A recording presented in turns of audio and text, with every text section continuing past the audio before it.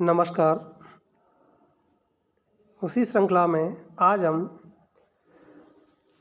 रीतिकाल का नामकरण यानी कि किस इतिहासकार ने रीतिकाल को किस नाम से संबोधित किया है इसके बारे में पढ़ेंगे और ये भी जानेंगे कि हिंदी का प्रथम कवि किस लेखक ने या किस साहित्यकार ने किसको माना है, ये भी देखेंगे। आज हम रीतिकाल के नामकरण और हिंदी का प्रथम कवि इन दोनों के बारे में जानेंगे। जैसे प्रश्न बनता है कि रीतिकाल को अलंकृत काल किसने कहा, तो रीतिकाल को अलंकृत काल कहा मिश्र बंधुओं ने। ऐसे ही अगला, रीतिकाल को कला काल किसने कहा, तो रीतिकाल को कला काल कहा डॉक्टर रामशंकर शुक्ल रसाल ने। रीतिकाल को श्रृंगार काल किसने कहा, तो रीतिकाल को श्रृंगार काल कहा डॉक्टर विश्वनाथ प्रसाद मिश्र ने। रीतिकाल को रीतिकाल कहा शुक्ल जी ने। ये जो आदिकाल जो इसमें दे रखा है ये गलत दे दिया है, हजारी प्रसाद द्विवेदी, ये गलत है। इसमें रीतिकाल को, ये रीतिकाल के बारे में हो गए महत्वपूर्ण।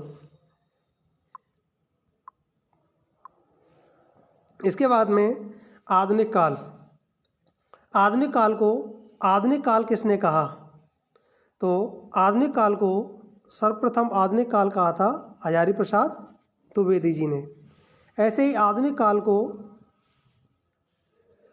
गद्य काल किसने कहा, तो यह आचार्य रामचंद्र शुक्ल ने कहा था। और आधुनिक काल को वर्तमान काल मिश्र बंधुओं ने कहा था। आगे आधुनिक काल के नाम से डॉक्टर रामकुमार वर्मा और गणपति चंद्र गुप्त ने कहा।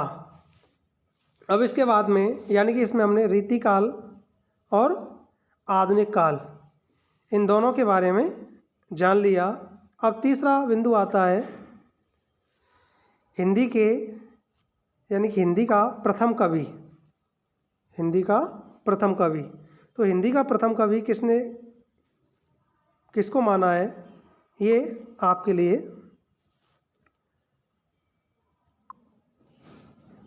डॉक्टर रामकुमार वर्मा ने हिंदी का प्रथम कवि स्वयंभू को माना है।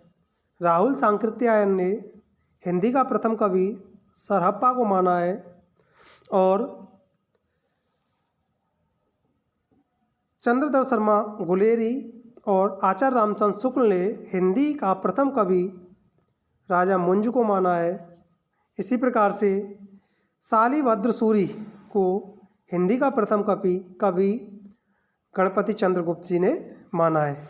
यानी कि इस वीडियो में हमने श्रृंगार यानी रीतिकाल का नामकरण और आधुनिक काल और हिंदी का प्रथम कवि किसने किसको माना है इसके बारे में जानकारी प्राप्त की।